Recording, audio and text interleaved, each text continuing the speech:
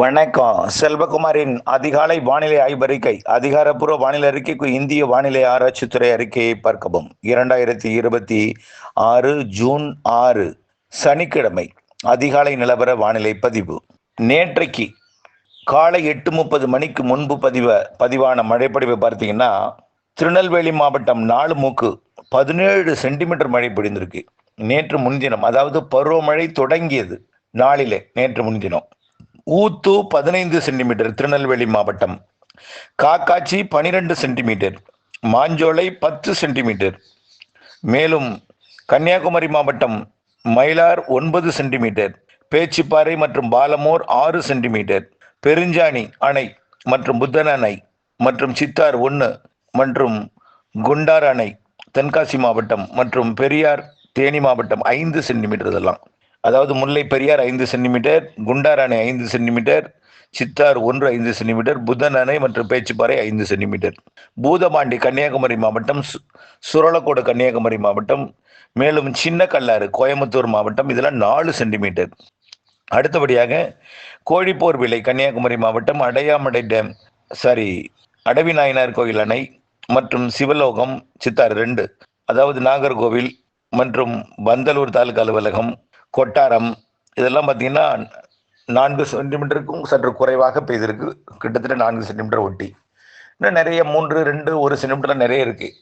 இது ஏன் சொல்ல வர்றேன்னா, பருவமழை நேற்று முன்தினம் கன்னியாகுமரி மாவட்டம் முதல் நீலகிரி மாவட்டம் வரைக்கும் தொடங்கி தீவிரமானது.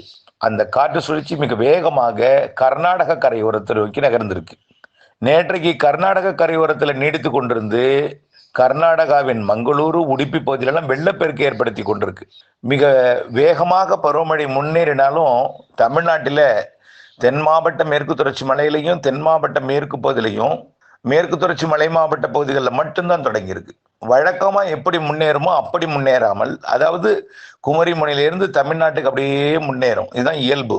ஆனால் லட்சத்தீவுல நீடித்து கொண்டிருந்த அந்த காற்று சுழற்சி, நம்ம ஏற்கனவே சொல்லியிருந்தோம், அந்த காற்று சுழற்சி மிக நெருங்கி வந்து மழை பொழிவை தொடக்கணும். வங்கக்கடல்ல காற்று சுழற்சி உருவாகாத காரணத்தினாலே, ஏன் வங்கக்கடல்ல உருவாகலைன்னா, அது பசிபிக் பெருங்கடல்ல ஜப்பான் அருகே ஒரு வலுவான நிகழ்வு இருக்கு. அது செயலிழந்த பிறகுதான் எல்லாமே மாறும். அது செயலிழக்கணும். மிக விரைவாக செயலிழக்க மாட்டேங்குது. நேற்றைக்கு செயலிழப்பது போல வந்து நெருங்கி வந்தது, கடப்பது போல் வந்தது, கடக்காமல் மீண்டும் கடலுக்குள்ளே இருக்கு. அதோட தீவிரம் எல்லாமே கடல் வெப்பம் அதிகரிச்சிட காரணத்தினால தான். ஆகா, உடனே நீங்க சொல்லலாம், ஆமாடா எல்லாருமே சொன்னாங்க சார், எல்னினோன்னு சொன்னாங்க, அங்கதான் மழை பெய்யுன்னு சொன்னாங்க, அங்கதான் புயல் உருவாகும்னு சொன்னாங்கன்னா, நான் சொல்றது ஆசியா பக்கம், அவர்கள் சொல்றது அமெரிக்க பக்கம். அமெரிக்க பக்கம் வெப்பம் உயர்ந்துட்டு இருக்கு. அதை விட கூடுதலாக ஆசிய பக்கம் வெப்பம் உயர்ந்துட்டு இருக்கு. வலுவான நிகழ்வு உருவாகணும். அந்த வலுவான நிகழ்வு தான் ஜப்பான் அருகே நீடித்துக்கொண்டு செயலிழக்காமல் நீடிக்கிறது. செயலிழக்கும் என்று நாமும் எதிர்பார்த்து கொண்டிருக்கிறோம். உலக வானிலை வல்லுநர்களும் எதிர்பார்த்து கொண்டிருக்கிறார்கள். விரைவில் இன்றைக்கோ நாளைக்கோ செயலிழந்த பிறகு இந்த கிழக்கு நோக்கி பயணித்துக் கொண்டிருக்கூடிய கிழக்கு நோக்கி பயணிக்கும். செயலிழந்தாலும் அதோட வேகம் குறைந்த பிறகு வங்கக்கடல்ல மியான்மர் கரையோரம் ஒரு காற்று சுழற்சி உருவாகும். அது எங்கிருந்து வரும்னு பார்த்தீங்கன்னா, தென்சீன கடலோட வடக்கு பகுதி, அதாவது வியட்நாம் கம்போடிய பகுதியிலிருந்து அப்படியே மியான்மர் நோக்கி வந்து அது வங்கக்கடல்ல வங்கதேசம் நோக்கி வரும். இந்த நிகழ்வு அந்த நிகழ்வுக்கு சற்று கூடுதல் மழைப்பொழிவை கொடுக்கும். அதாவது ஜப்பான் நோக்கி வலுவா போறதை விட மியான்மர் நோக்கி சற்று வலு குறைந்து பயணிப்பதனால கொஞ்சம் மழைப்பொழிவு கிடைக்கும். ஆனால் ஃபோர்ஸான மழைப்பொழிவு இப்பொழுதைக்கு கிடைக்காது. அதாவது ஒரு ஃபோர்ஸா திடீர்னு அணைகளை நிரப்பும் மழை கிடைக்காது. இருந்த போதிலும் கர்நாடகாவோட வயநாடு குடகு மன்னிக்கவும், கேரளாவோட வயநாடு, கர்நாடகாவோட குடகு, அதாவது காவிரி நீர்பிடிப்பு பகுதிகள், கேரளா கர்நாடகா பகுதிகளில் வரக்கூடிய ஞாயிறு திங்கள் செவ்வாய் நல்ல மழைப்பொழிவு காத்திருக்கு. பாலக்காட்டு கணவாய் கூட வாய்ப்பு இருக்கு. ஆனால் அது நீலகிரி மாவட்டம் தொடங்கி பாலக்காட்டு கணவாய்க்கு வடக்கே தொடங்கி கோவாவுக்கும் இடைப்பட்ட பகுதியில் மட்டும்தான் அது தீவிரமாக இருக்கும். வரக்கூடிய 15ஆம் தேதி வரைக்கும். புரியுதுங்களா? தெற்கேயும் இருக்கும் மழை, கன்னியாகுமரிக்கும் இருக்கும் மழை. ஆனால் கன்னியாகுமரியிலிருந்து வால்பாறை வரைக்கும் கொஞ்சம் தீவிரம் குறைவாக இருக்கும்.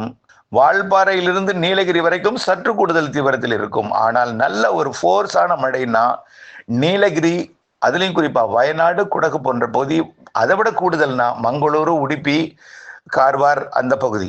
அப்படியே பார்த்தீங்கன்னா கோவா வரைக்கும் பானாஜி வரைக்கும் உள்ள பகுதிகள் நல்ல வலுவாக இருக்கும். இப்போ இந்த நிகழ்வு திரும்பி அது மும்பை நோக்கி போகாமல் அந்த காற்று சுழற்சி மீண்டும் கேரளா பகுதியை நோக்கி 12ஆம் தேதி திரும்பிடும். மீண்டும் அந்த காற்று சுழற்சி.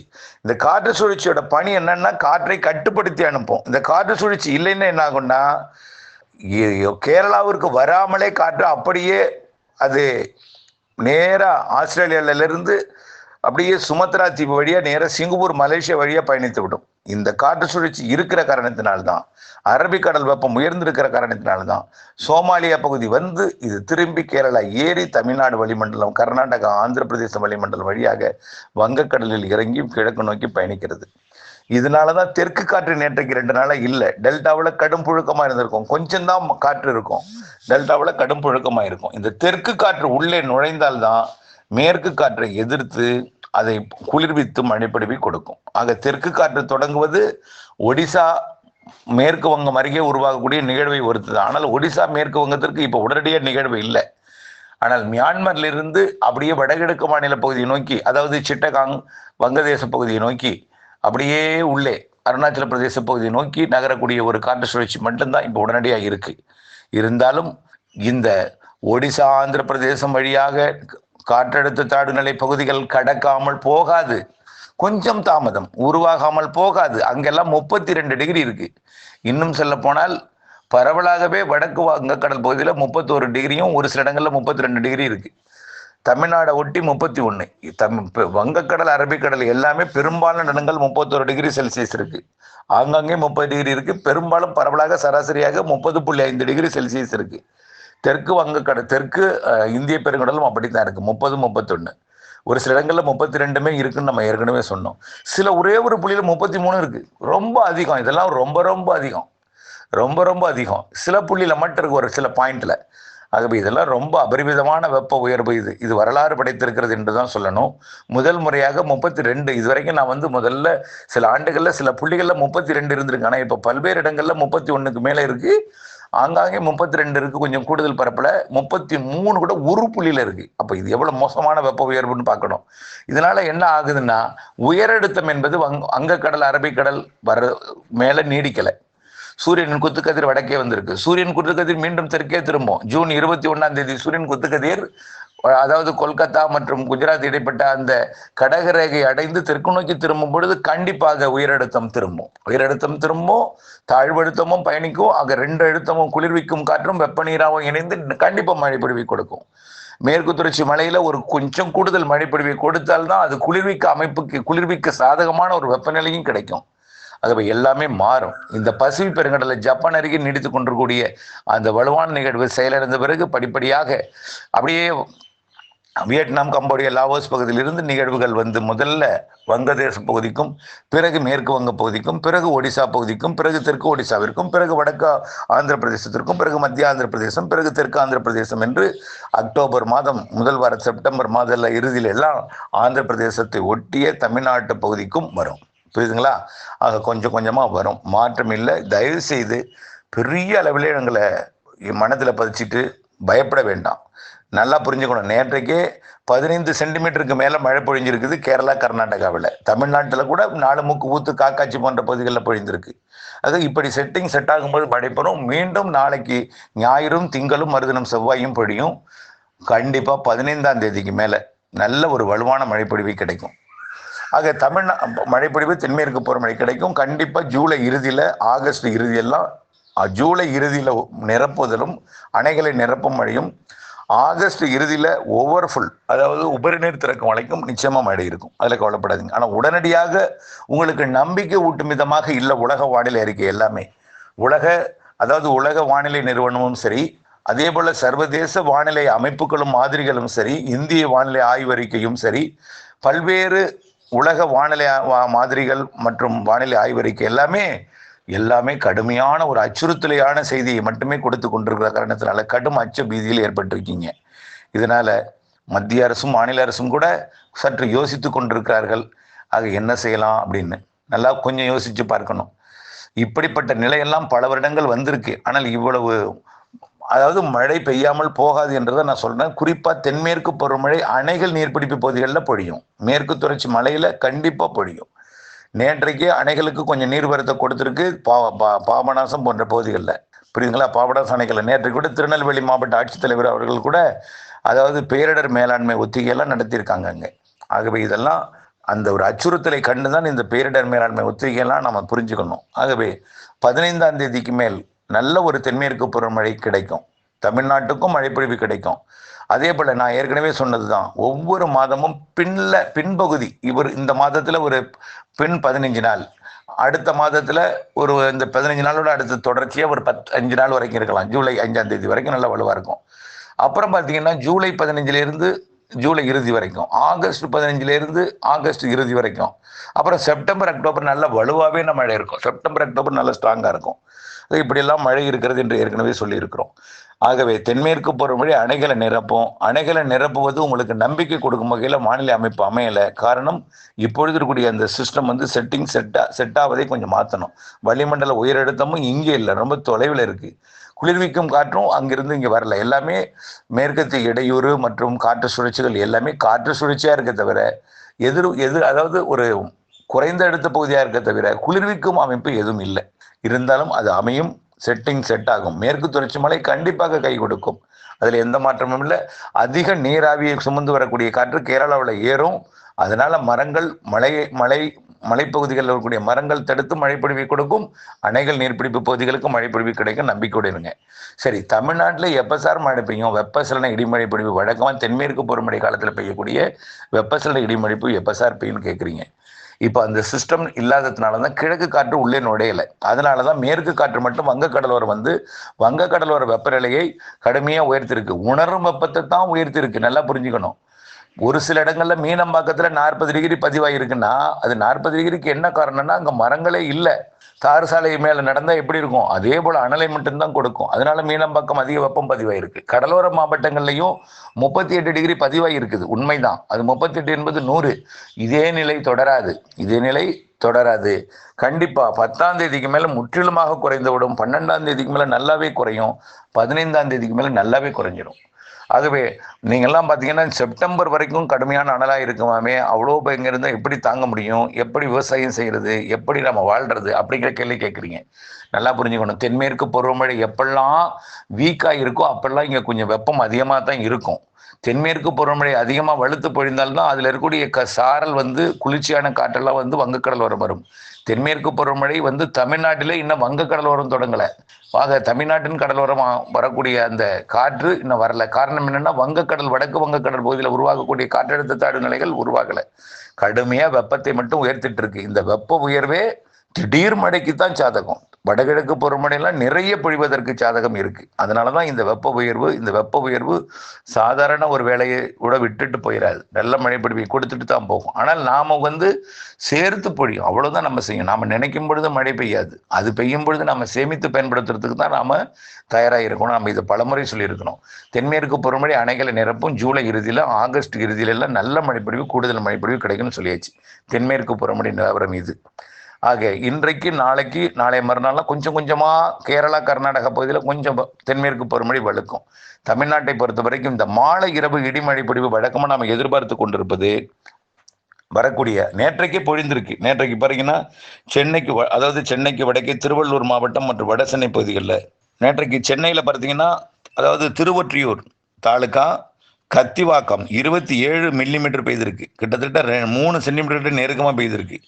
திருவொற்றியூர் தாலுக்கா விம்கோ நகர் 24 மில்லிமீட்டர் பெய்திருக்கு, 2.5 சென்டிமீட்டர் பெய்திருக்கு. Manali taluka Manali new town 22 millimetre. Thiruvottiyur taluka அதே திருவொற்றியூரில் 22 மில்லிமீட்டர். அடுத்தபடியாக Ennore 20 millimetre. Manali new town 15 millimetre. Manali ஓல்டன் 9 மில்லிமீட்டர். மேலும் ஹைஸ் ஹவுஸ், மணலி மற்றும் உத்தண்டி இதெல்லாம் மழை கொஞ்சம். ஆனால் அதிக மழை பொழிவுன்னு பார்த்தீங்கன்னா கத்திவாக்கம் தான் நல்ல மழை பொழிவு, 3 சென்டிமீட்டர் மழை பொழிந்திருக்கிறது வட சென்னை. அடுத்தபடியாக பார்த்தீங்கன்னா நேற்றைக்கு நீலகிரி மாவட்டத்திலையும் மழை தான். ஈரோடு மாவட்டத்தில் குண்டேரி பள்ளம் 21 மில்லிமீட்டர் மழை பொழிந்திருக்கு.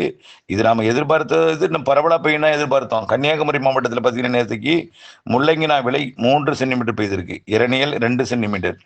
மேலும் குருத்தங்கோடு, நாகர்கோவில், மேலும் மாம்பழத்துறையாறு மற்றும் ஆனைக்கிடங்கு, சித்தார் 1, குளச்சல், பாலமோர் மற்றும் தக்கலை, அடையாமடை, மயிலாடி, சிவலோகம் அதாவது சித்தாறு 2, பேச்சிப்பாறை, பெருஞ்சாணி, மேலும் கொட்டாரம், குழித்துறை, முக்குடல் அணை, முக்கடல், மேலும் களியல், ஆரல்வாய்மொழி மற்றும் சுரலக்கோடு இங்கே வரைக்கும் மழை, புதன் அணை வரைக்கும் மழை. அடுத்தபடியாக பார்த்தீங்கன்னா நேற்றைக்கு உள்ளேயும் புதுக்கோட்டை மாவட்டத்தில் நங்குடியில் லேசான ஒரு தூறலை கொடுத்துச்சு நேற்றைக்கு. பல மாவட்டங்கள் இந்த மழைப்பொழிவு கிடைக்கல, அங்கங்கே மழை இருந்துச்சு மேற்கு தொடர்ச்சி மலையில். அதே போல் தேனி மாவட்டத்தில் பார்த்தீங்கன்னா முல்லை பெரியார் அணைக்கட்டு பகுதி மழை, தேக்கடி மழை மற்றும் கூடலூர் மழை. அடுத்தபடியாக நம்ம மழைப்பொழிவு நீலகிரி மாவட்ட மழைப்பொழிவெல்லாம் கிடைக்கல, கிடைக்கப்பட்டதும் அறிவிக்கிறேன். அடுத்தபடியாக இன்றைக்கு எப்படி இருக்குன்னு பார்த்தீங்கன்னா, இன்றைக்கு கர்நாடக எல்லையோர மாவட்டங்கள், ஆந்திர எல்லையோர மாவட்டங்கள் மற்றும் வடவுள் மாவட்டங்களில் ஒரு சில இடங்களில் மழை இருக்கும். அதே போல் இந்த மலை மறைக்கும் பகுதியோட கிழக்கு பகுதி, அதாவது நீலகிரி மாவட்டத்தோட கிழக்கு பகுதி, ஈரோடு மாவட்டத்தில் ஒரு சில இடங்களும், அதே போல் கொடைக்கானல் மலைக்கும் கிழக்கு பகுதியிலுடைய மதுரை மற்றும் சிவகங்கை மாவட்டம் மற்றும் திண்டுக்கல் மாவட்டம் இந்த நத்தத்தை ஒட்டிய பகுதிக்கும் இன்றைக்கு மழை இருக்கும் ஒரு சில இடங்களில். ஒரு சில மேற்கு தொடர்ச்சி மலைப்பகுதிகளும் இருக்கும். ஆக நாளைக்கு கொஞ்சம் கூடுதல் பரப்பு. சென்னைக்கும் இன்றைக்கு மழை வாய்ப்பு இருக்குது, இன்றைக்கு சென்னைக்கும் வாய்ப்பு இருக்குது. ஆனால் உறுதி இல்லை. நேற்றைக்கு சென்னைக்கு எதிர்பார்த்தோம், இந்த கத்தி பக்கத்தில் மட்டும் 3 சென்டிமீட்டர் பெய்துட்டு விலகிடுச்சு. ஆனால் இந்த கிழக்கு நோக்கி பயணித்துக் கொண்டிருக்கூடிய இந்த வலுவான காற்றோட வளிமண்டல மேலடுக்கில் பயணிக்கக்கூடிய வலுவான காற்று குறையணும். ஏன் மேலடுக்கில் பயணிக்குதுன்னு பார்த்தீங்கன்னா 3.8 கிலோமீட்டர் உயரத்தில் இருக்க இந்த வளிமண்டல சுழற்சி வருவதை மேலே இழுத்து அப்படியே பயணித்து கொண்டிருக்கு. மேற்கு காற்று வறண்ட காற்றாக வருது, இதனால அனலாக கொடுக்குது. ஆகவே இந்த நிலை எல்லாமே 10ஆம் தேதிக்கு சுத்தமாக மாறிடும். இன்னைக்கு தேதி 6, இன்னொரு 3-4 நாளில் மாறிடும். தென்மேற்கு பருவமழை கேரளாவில் நல்லா வலுத்து பொழிந்துட்டு இருந்தாலும் இது வறண்ட காற்றாக அங்கிருந்து வருது. ஏன்னா எதிர்ப்பு இல்லை, அங்கு வெப்பத்தை லேசாகி மேலிடந்ததை குளிர்விக்க சாதகம் இல்லை. எல்லாமே 10ஆம் தேதிக்கு மேலே வெப்பம் குறையும். 15ஆம் தேதிக்கு மேலே தென்மேற்கு பருவமழை தொடங்கும், நல்ல வலுப்பா. மாத இறுதி 15 நாள் நல்ல மழை இருக்கு, காத்துருங்க. டெல்டா மாவட்டத்துக்கு நாளை மழை எதிர்பார்க்கலாம், ஞாயிறு திங்களில் எதிர்பார்க்கலாம். ஆனால் பரவலாக எதிர்பார்க்க முடியாது. ஆனால் நல்லா ஒன்று புரிஞ்சுக்கிங்க, குறுவை சாகுபடியில் மழை இருக்கும். ஆனால் உங்களுக்கு எப்போ தேவைப்படுவதோ அப்போ மழை பெய்யாது. அது பெய்யும் பொழுது நாம் பயன்படுத்திக்கிற மாதிரி தான் இருக்கணும். ஆகவே மழை இருக்கும், சேர்த்து பொழியும். நமக்கு நினைக்கும் பொழுது பெய்யாது, அது பெய்யும் பொழுது நாம் பயன்படுத்தி கொள்வதற்கு சேகரித்து வைத்துக் கொள்ளணும். ஆனால் இப்போ மாதத்தின் பிற்பகுதி 15 நாட்கள் ஒவ்வொரு மாதத்துலையும் நல்ல மழை இருக்கு. அதே போல வடகிழக்கு பருவமழை நிறைய இருக்கு. அது தொடர்பான அறிக்கையை பின்னாடி சமர்ப்பிக்கிறேன். தென்மேற்கு வடகிழக்கு பருவமழை குறித்து ஒரு விரிவான அறிக்கையை இதோட சமர்ப்பிக்க போறேன். வடகிழக்கு பருவமழைக்கு ஒரு எச்சரிக்கைன்னு தான் சொல்லணும், ரொம்ப எச்சரிக்கை. காரணம் என்னன்னா, கடல் வெப்பம் மிக மோசமா அபரிவிதமாக உயர்ந்துட்டு இருக்கு. சிறு நிகழ்வும் அதிக மழை தரும். ஏன்னா காற்று குவிதல் எல்லாமே நம்முடைய தமிழ்நாட்டின் ஒட்டியுள்ள வங்கக்கடல் பகுதியில் குவியும், நிலநடுக்கோட்டி இந்திய பெருங்கடலில் குவியும். அப்போ பருவமழை தமிழ்நாட்டுக்கு உண்டானது. வெப்பம்லாம் அதிகமாக உருவானுச்சுன்னா அதிகமான நீராவி இருக்கக்கூடிய கடற்பகுதியிலிருந்து நீராவி அதிகமாக சுமந்து வந்து நிறைய மழைப்பொழிவை வடகிழக்கு பருவமழை காலத்தில் கொடுக்கும். அது தொடர்பான அறிக்கை ஏதோ வருகிற அதாவது இதோட தொடர்ந்து வரக்கூடிய அறிக்கையில் சமர்ப்பிக்கிறேன். இணைந்தே இருங்கள் அப்டேட்ஸுடன். நன்றி.